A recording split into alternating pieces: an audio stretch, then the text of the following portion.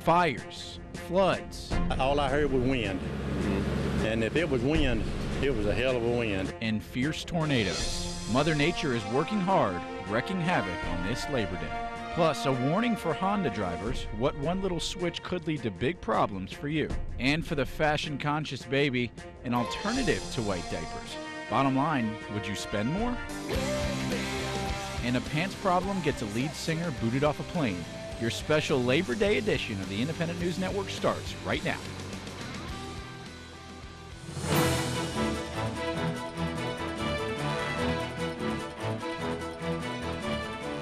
Good evening, I'm Ryan Bass in for Mike Mickle. Welcome to INN News. Thank you so much for spending your Labor Day holiday with us. We begin with some really wicked weather on this holiday. Tropical Depression Lee was downgraded overnight from a tropical storm, but it's still giving Gulf Coast states a major soaking. Mandeville, Louisiana is just one community underwater. It seems New Orleans was spared the worst because the levees held there. The rain is expected to end in Louisiana today, and Lee's causing more headaches than just flooding. It triggered tornado watches across the Gulf Coast. Though it hasn't been confirmed in Alabama, they're pretty sure a twister is to blame for this damage. I didn't hear no roaring. All I heard was wind. And if it was wind, it was a hell of a wind. After Lee camped out on the Gulf Coast over the weekend, it finally started to trudge northeast. That's good news for some parts southeastern states. But then Lee's expected to dump even more rain on mid-Atlantic states, still mopping up from Hurricane Irene. Dangerous wildfires fueled by gusty winds from Tropical Storm Lee continue to burn homes and other structures.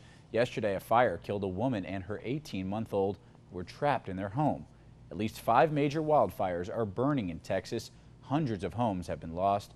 Texas is currently suffering its worst fire season ever, with more than 3 million burned. President Obama tours parts of New Jersey to get a look at the damage caused by Irene last week. Here he's meeting with storm victims in Paterson. Irene's heavy rain swelled a river and forced it over its banks. The flooding left homes and streets underwater for much of the week.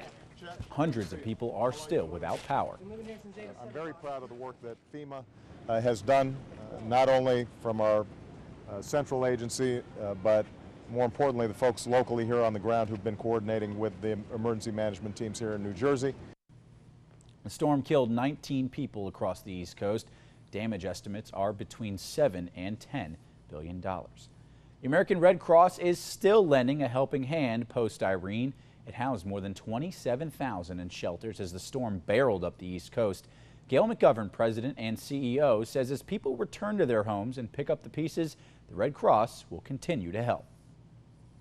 People can help by making a donation. They can go on to redcross.org to do that, or they can text Red Cross to 90999.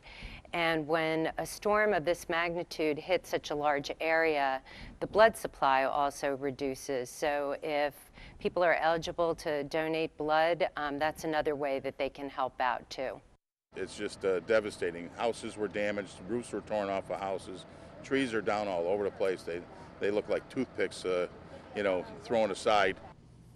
This is what caused that damage in Amsterdam, New York.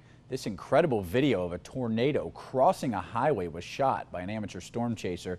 Dozens of buildings were damaged or destroyed, but luckily no one was killed.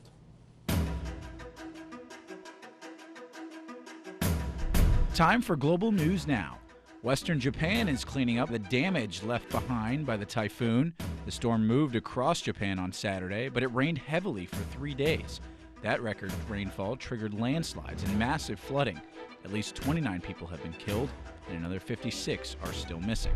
A popular southwestern Australian beach is closed today while authorities search for a shark that killed a 21-year-old man. The man was boogie boarding with friends yesterday in Bunker Bay when the shark attacked him. The surfer was able to drag the victim's body onto the beach, but authorities believe the man died while he was still in the water. Police say this is the first shark attack to happen in Bunker Bay.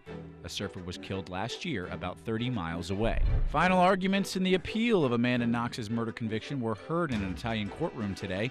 Knox and her ex-boyfriend were convicted of killing a 21-year-old British exchange student back in 2007. But questions about DNA evidence could get the conviction overturned. 2 court-appointed forensic experts are now challenging the testimony of authorities who said Knox's genetic material was found on the suspected murder weapon. Twin panda cubs have enjoyed a traditional Chinese celebration as they turned 1 month old. Fans of the two came out to the giant panda research and breeding base to take part in the fun. The cub's 12-year-old mother has previously given birth to 3 sets of twins. And that's your global news now. A penguin named Happy Feet is alive and well back home thanks to many people. The penguin was released yesterday after 2 months of rehabilitation at New Zealand's Wellington Zoo. He was found on a beach in late June, 2 miles from his home in Antarctica. He needed surgery to remove sand and sticks from his stomach. A crew put him on a ship last week for the trek home. At first, he didn't seem quite sure. He needed a gentle nudge, but then he was off. I think he's just been sensing that he's almost home, and so he was very, very curious and cautious, I guess. The emperor penguin was released in the ocean and has dozens of miles to swim to find his way home. If you still need your Happy Feet fix, no need to fear. A GPS superglued to his back will let you search for his location online. It's expected to stay attached to him until he mounts in March or April next year. Next, a warning for tens of thousands of you who drive a Honda. What one little switch can ruin the whole car. Plus, is the Postal Service's fate sealed? How could it shut down? And if it doesn't, get help. How soon? And no wearing white after Labor Day, even for babies. Why white diapers are so last season. That's coming up next on INN.